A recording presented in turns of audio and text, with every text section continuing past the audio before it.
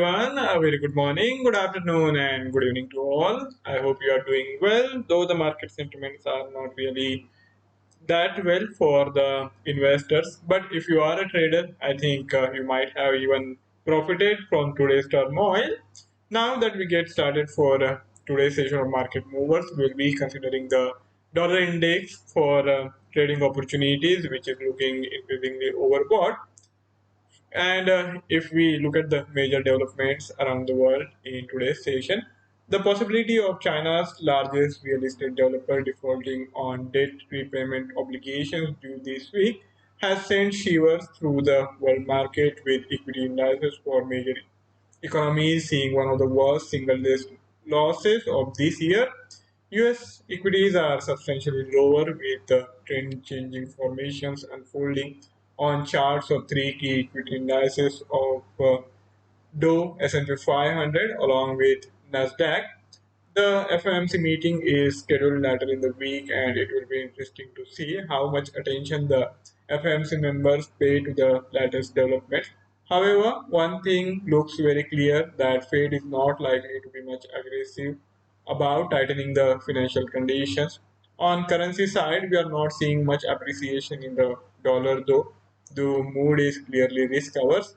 The major gainer has been the Japanese yen, with its status as safe haven currency. It has gained around half a percentage point against the US dollar.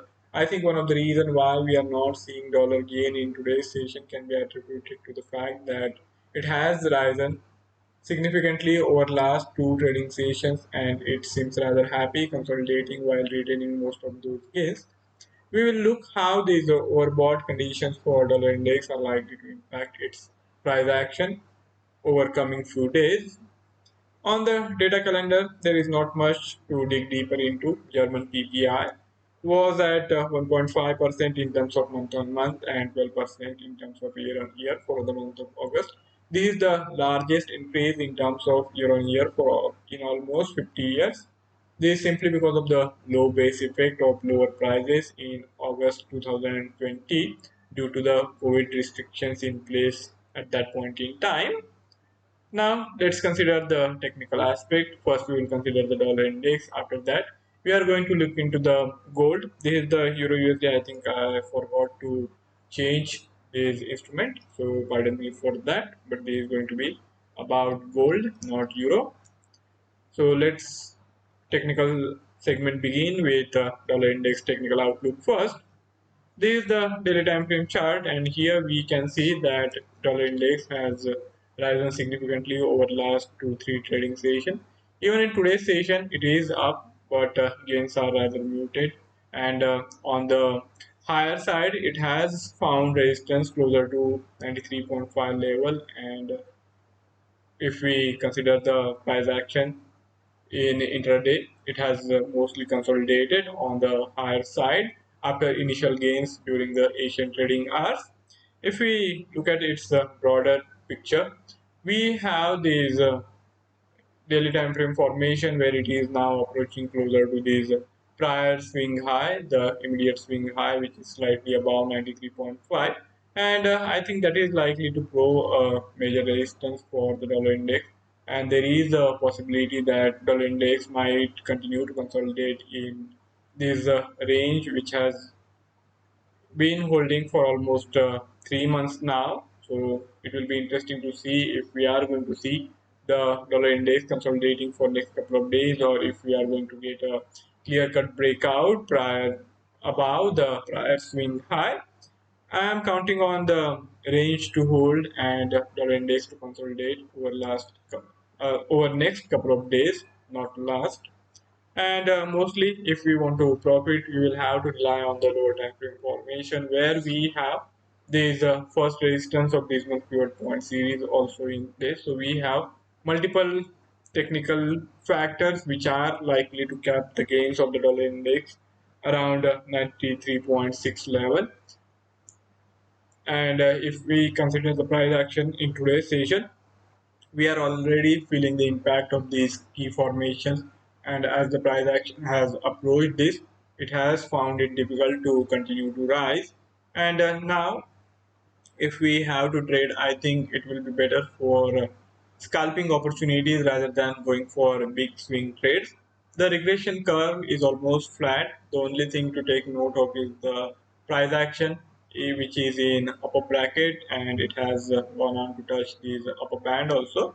So that is something we will have to keep in mind, and that signifies the major trend, the underlying trend still remains bullish. The only thing which we are concerned is about the dollar index being in overbought territory, and keeping that in mind, I think we should try to take advantage of the consolidation which is likely to happen over the next couple of days.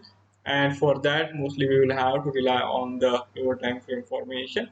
So here, the key level to watch out for over next day or two is going to be, of course, today's day high. Unless and until we have any significant break above these high established in today's session, I think we will do well to short the dollar index closer to these highs as close as possible. I think even in today's session, you might have made some money if you were to go short in the dollar index. And even now, the near-term formation is more conducive of corrective price move toward these 93 level.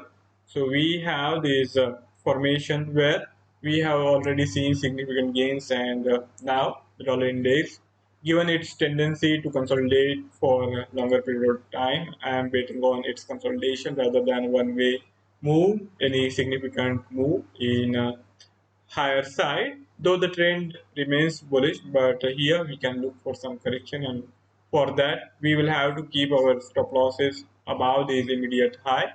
The stop loss anywhere close to 93.5 should be good enough, and on the lower side we can expect the price move to correct toward these prior consolidation highs. I think the price level of 93 can be targeted. So here the trading opportunity is not that big. That's why I said we should be content with scalping kind of opportunities and not go short from the swing trade perspective. Now let's consider what's happening in the gold.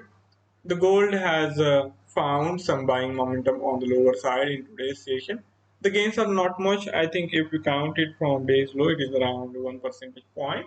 But compared to its decline, which happened on Thursday of last week, that is not much, and we can call it as more of an retracement from the lower side.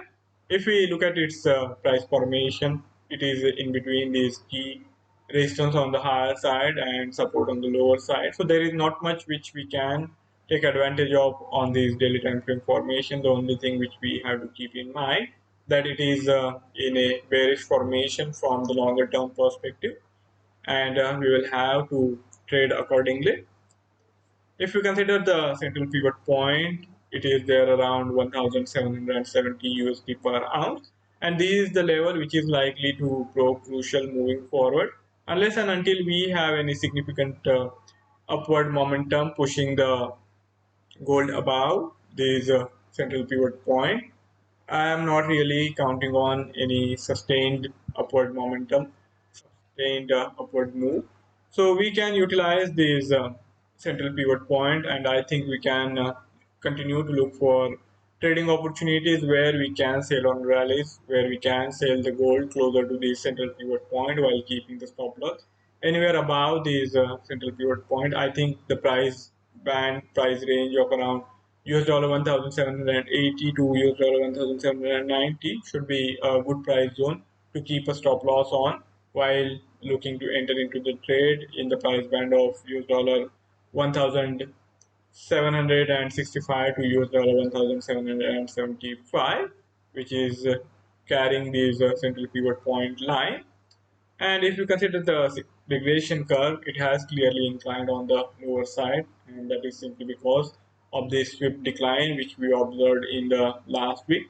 Now, the gold is likely to spend its time consolidating closer to this central pivot point, and in this consolidation phase, we can keep looking for scalping opportunities where we go short closer to the resistance, and you can also make some buying opportunities, buying attempt if you see the gold declining and then consolidating closer to these immediate swing lows. So it will be interesting to see how the gold behaves moving forward. Though the price action has been bullish in intraday for the gold, and that is because of the risk averse sentiments prevailing in the day. But if we have to go for the trade in tomorrow's session, then we will have to rely more on this technical formation, and we will have to see if the gold is able to cross and hold above these immediate swing high, the high established in Friday's session, and that is going to be a near-term resistance on the higher side, and that's where we are seeing the gold's price stalling in today's session. And on the lower side, we can count on these prior swing lows to act as near-term support. And for that, I think the best way to go about the trading in gold in near term is going to be scalping opportunities, where we can try to short the gold anywhere closer to these prior swing highs, and this 100 SMA range is also catching up. So in tomorrow's session, if you have to go short, first see if the gold is able to consolidate, and you should never short it when it is rising. But if it is consolidating in a narrow range for a couple of hours, and then as and when we see some bearish momentum picking up and pushing the gold lower, I think that point should be a good trade initiation point, while keeping the stop loss as I had explained to you, while using the 4 hourly charts also, keeping the stop loss closer to this price level of US dollar 1780 or beyond that. And on the lower side, we can expect a move towards this immediate swing low, if not beyond that. And these are purely trades from the scalping perspective. So that's my take looking at the current price formation of the gold. If any of you have any query or any idea to share, you can write to me in the feedback section, and I would be more than happy to take the discussion forward. Before I sign off, I would also like to remind of the risk associated with trading in the financial instrument, and one should be careful while using the information provided. For further coverage of the market developments, do check out the Ducoscope Analytics page to start trading. If you haven't done so far, you can take the use of these excellent trading platform provided to you by Ducoscope Bank SA, the J4X platform. We are also available on the Facebook. Do reach out to us there. Thank you all for joining in. Have a wonderful day ahead. See you tomorrow.